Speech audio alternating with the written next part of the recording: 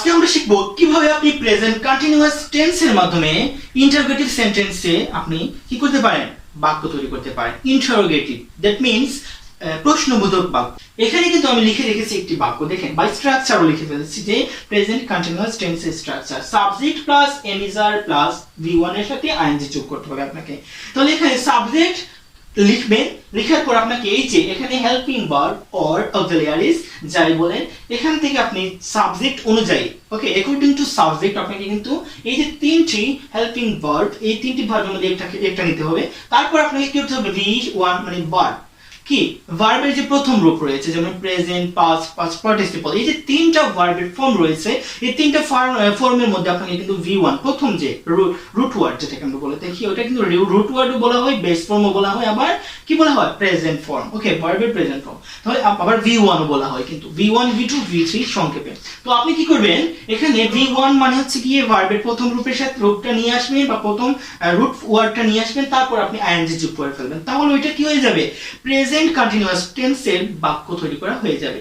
তাহলে ওই present continuous এর যে বাক্য তৈরি করবেন আপনি, ওই বাক্যটার মধ্যে যে হেল্পিং ভার্ব থাকবে, যেমন আমি আপনাকে এখানে দেখাচ্ছি যে আই এম ওয়েটিং, এখানে আমি সাবজেক্ট আই দিয়েছি, যেখানে হচ্ছে কি আমার সাবজেক্ট আই, এই যে আই হচ্ছে আমার সাবজেক্ট, দেন এখানে আমি কিন্তু এই যে হেল্পিং ভার্ব এখানে নিয়ে আসছি, সাবজেক্ট ফার্স্ট পারসন, সেহেতু আমি এখানে এমটা নিয়ে আসলাম I am. Okay, waiting, wait হচ্ছে আমাদের কিন্তু এখানে ওয়েট হচ্ছে অপেক্ষা করা, তাহলে ওয়েট হচ্ছে আমাদের root word or base form V1 যাই বললেন আপনি এখানে ওয়েট। তাহলে আমি এই মেইন ওয়ার্ডের সাথে কি করলাম, আমি আইএনজি যোগ করে ফেলছি, তাহলে এটা কি হয়ে গেছে, ওয়েটিং হয়ে গেছে। তাহলে আমি এখানে কি লিখলাম, এটা আমার পুরোটা হয়ে গেছে কি প্রেজেন্ট কন্টিনিউয়াস টেন্সের একটি বাক্য। যেমন আই এম ওয়েটিং, যে চলমান প্রেজেন্ট বর্তমানে যদি কোনো কাজ চলে বা চলমান থাকে, তাহলে কিন্তু আমরা ওই বাক্যটাকে কিন্তু বলতে পারি প্রেজেন্ট কন্টিনিউয়াস টেন্স। ওকে, তাহলে আমরা প্রেজেন্ট কন্টিনিউয়াস টেন্সের ওই স্ট্রাকচারটি কিন্তু ফলো করব অলওয়েজ। জাস্ট মন মাথায় রাখবেন যে subject plus এমিজার plus V1 plus ING. ওকে, জাস্ট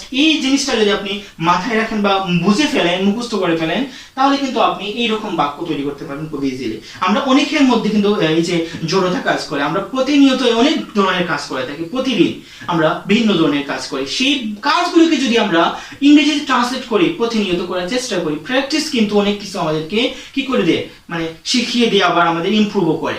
প্র্যাকটিস ছাড়া কিন্তু কোনো কিছুই ইজি হয় না। তো অনেকের মধ্যে জড়তা হচ্ছে গিয়ে এই যে আপনি প্রতিদিন যে কাজগুলো করেন, ওই কাজগুলো যদি আপনি ইংরেজিতে ট্রাই করেন, হ্যাঁ ভুল হবে, প্রথমত আপনার ভুল হবে, এটা কিন্তু খুবই নরমাল। হ্যাঁ, সবার কিন্তু ইংরেজি শেখার সময়, শেখার প্রথম অবস্থাতে কিন্তু প্রত্যেকেরই ভুল হয়। হ্যাঁ, ভুল হতে হতে কিন্তু এক সময় কি হয়ে যায়, এটা হ্যাবিচুয়েট হয়ে যায়। তো আপনারও কি হবে, এটা ভুল হবে, কখনো আপনার আই এমটা আসবে না, ওইটা আই আর হয়ে যাবে, কখনো আপনার আই ইজ হয়ে যাবে, আবার কখনো আপনি আই এম বলবেন বাট আপনি ওয়েট বলতে পারবেন না, আইএনজি যোগ করতে পারবেন না, কখনো ওইটা ভুল হবে। যখন আপনি বলতে বলতে যখন আপনি পড়ে পড়ে শিখে যাবেন, তখন কিন্তু আপনার এটা কিন্তু খুবই হ্যাবিচুয়েট হয়ে যাবে, অভ্যস্ত হয়ে যাবে। আপনার অটোমেটিক্যালি কিন্তু এই যে কোনো কাজ চলতেছে, চলমান কাজগুলো আপনার অটোমেটিক্যালি কি হয়ে যাবে, মুখের মধ্যে চলে আসবে, ফ্লুয়েন্টলি আপনি বলতে পারবেন, ফ্লুয়েন্ট স্পিকার হয়ে যাবেন। তাহলে কি আপনি যদি প্রতিদিনের কাজগুলো যদি ইংরেজিতে টেন্সের আলোকে বা টেন্স যদি ভালো করে বুঝে এই যে কাজগুলো যদি ইংরেজিতে বলা ট্রাই করেন, ওকে আপনাকে বলতে হবে, আপনি যদি বলার ট্রাই করেন, প্রতিদিন প্র্যাকটিস করেন, তাহলে কিন্তু আপনার ফ্লুয়েন্সি বেড়ে যাবে, আপনি কিন্তু ফ্লুয়েন্ট স্পিকারও হয়ে যাবেন। আপনার যে কোনো জিনিস আপনার তাড়াতাড়ি মুখে চলে আসবে, জড়তা কাজ করেন, থামবে না, আটকাবে না আপনার। এটাই যে আই এম ওয়েটিং। ওকে, এখানে কি এই যে আমি অপেক্ষা করছি, তাহলে আমি এখানে কিন্তু প্রশ্নবোধক বাক্য বানাবো। কিভাবে, জাস্ট আপনি এই যে অক্সিলিয়ারিজটা, এই অক্সিলিয়ারিজটা প্রথমে নিয়ে আসবেন, আর ওই যে সাবজেক্টটা ওইটা এরপরে নিয়ে আসবেন। যেমন এম আই ওয়েটিং, জাস্ট এই জিনিসটা করবেন। ওকে, ওয়েটিং। ওকে, ওয়েট থেকে কিন্তু এখানে এটা হচ্ছে কি আমাদের main root word base form, আর এরপর আমি আইএনজি যোগ করেছি, তাহলে কি এটা হচ্ছে কি ওয়েটিং। হ্যাঁ, প্রেজেন্ট কন্টিনিউয়াস এর এটা হচ্ছে প্রেজেন্ট কন্টিনিউয়াস স্ট্রাকচার। জাস্ট আপনি এইভাবে অ্যাপ্লাই করবেন। যেমন আমি আপনাদেরকে এখন ভিন্ন ধরনের বাক্য তৈরি করে দেখাচ্ছি। যেমন এটা যদি হতো যে I am waiting, okay I am working, আমি কাজ করছি, তাহলে কি হতো, এম আই ওয়ার্কিং, আমি কি কাজ করছি, জাস্ট এখানে আপনি এই যে ইন্টারোগেটিভ মার্কটা দিয়ে দিবেন, প্রশ্নবোধক চিহ্ন। এম আই ওয়ার্কিং, আমি কি কাজ করছি, তিনি হাঁটছেন, he is walking, he is walking, তিনি হাঁটছেন। ওকে, তাহলে আমি এটাকে কি করব, ইজ হি ওয়াকিং, তিনি কি হাঁটছেন। জাস্ট এই যে জিনিসটা আপনি কি করতেছেন, আপনি জাস্ট কিন্তু এই যে হেল্পিং ভার্বটা প্রথমে নিয়ে আসছেন, বাকি সব আপনার স্ট্রাকচার ঠিকই থাকছে। যে এই যে আপনি যে অ্যাসার্টিভ সেন্টেন্স তৈরি করলেন সাবজেক্টের পর এই স্ট্রাকচারটা ফলো করার পর, কিন্তু আপনার জাস্ট কি হচ্ছে, এই যে হেল্পিং ভার্বটা প্রথমে নিয়ে আসতে হচ্ছে ইন্টারোগেটিভের জন্য, প্রশ্নবোধক বাক্য বানানোর জন্য, আর এই সাবজেক্টটাকে এখানে নিয়ে আসতে হচ্ছে, মানে পরে চলে যাবে। এক কথা হচ্ছে গিয়ে জাস্ট একটু চেঞ্জ, একই নিয়ম থাকবে, জাস্ট হেল্পিং ভার্বটা আপনি প্রথমে নিয়ে আসবেন, বাকি সব একই রকম থাকবে। বাট কিছু কিছু সময় কিন্তু ওই যে ডু ভার্ব আমরা যদি ইউজ করে থাকি তাহলে কিন্তু ওইটা একটু প্রবলেম হয়। যেমন এখানে যদি, আচ্ছা ওইটা আমরা পরেই না হয় অন্য কোনো ক্লাসে শিখবো, এটা আমরা শিখে ফেলি। তাহলে আমি আরেকটা সেন্টেন্স বলতেছি যে তিনি আসছেন, ওকে, হি ইজ কামিং, তিনি আসছেন। তাহলে ওইটাকে আমি কিভাবে বলবো, ইন্টারোগেটিভ, ইজ হি কামিং, তিনি কি আসছেন, তিনি কি আসছেন, ইজ হি কামিং। আমি কিন্তু জাস্ট হেল্পিং ভার্বটা প্রথমে নিয়ে আসলাম, বাকি সব স্ট্রাকচার আমার ঠিকই রইলো। ওকে, আপনি কি বুঝতে পারতেছেন? জাস্ট এইভাবে ট্রাই করবেন। হ্যাঁ, আমি কি করতেছি, পানি পান করতেছি। ওকে, আই এম ড্রিঙ্কিং ওয়াটার, আমি পানি পান করতেছি। এম আই ড্রিঙ্কিং ওয়াটার, আমি কি পানি পান করতেছি। তারা মাঠে খেলতেছে, they are playing in the field, তারা মাঠে খেলতেছে। তাহলে আর they playing in the field, তারা কি মাঠে খেলতেছে।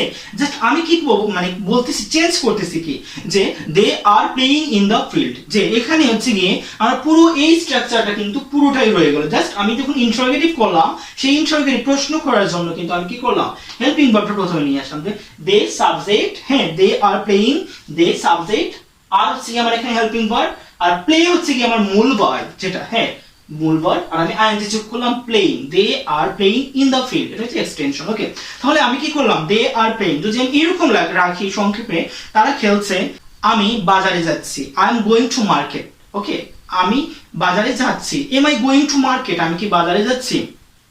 জাস্ট এইভাবে কিন্তু আপনি প্রেজেন্ট কন্টিনিউয়াস এই স্ট্রাকচারটি ফলো করে আপনি দুই ধরনের বাক্য কিন্তু বলতে পারছেন। জাস্ট প্র্যাকটিস আপনাকে কিন্তু বেশি বেশি করতে হবে, কারণ প্র্যাকটিসই কিন্তু আমাদেরকে কি করতে পারে, পারফেক্ট করে দিতে পারে। তাহলে প্র্যাকটিস করবেন আপনি জাস্ট এইভাবে আমার মতো করে খাতা কলম নিয়ে, অথবা আমি জাস্ট একটা জিনিস বললাম আপনাকে, এই যে টিপসটা একটু মাথায় রাখবেন। আপনি যা কিছুই করেন প্রতিদিন, যদি আপনি ভালো স্পিকার হতে চান, ভালো ফ্লুয়েন্সি বাড়াতে চান, ভালোভাবে মানে ফ্লুয়েন্টলি কথা বলতে চান, তাহলে কিন্তু আপনাকে কি করতে হবে, জড়তা কাটাতে হবে। আর জড়তা কাটানোর একমাত্র মাধ্যম হচ্ছে কি, আপনি প্রতিদিনের ডেইলি কাজগুলোকে ইংরেজিতে বলে ট্রাই করবেন। যখন যে মুহূর্তে আপনি থাকেন না কেন, মোমেন্টস গুলো আপনি কি করবেন, ইংরেজিতে ট্রান্সলেট করেন। ওকে, তাহলে কিন্তু আপনি খুব ভালোভাবে ওইগুলা খুব তাড়াতাড়ি শিখে ফেলবেন। আপনি জাস্ট এক মাস ট্রাই করে দেখেন এইভাবে, আপনার অবশ্যই আপনার লেভেলটা, মানে যে ফ্লুয়েন্সি লেভেলটা কিন্তু এখন যদি 0 থাকেও তো, বা 20 থাকে বা 20 থাকে, তাহলে কিন্তু আপনার লেভেলটা চলে যাবে 60 প্লাস। ওকে,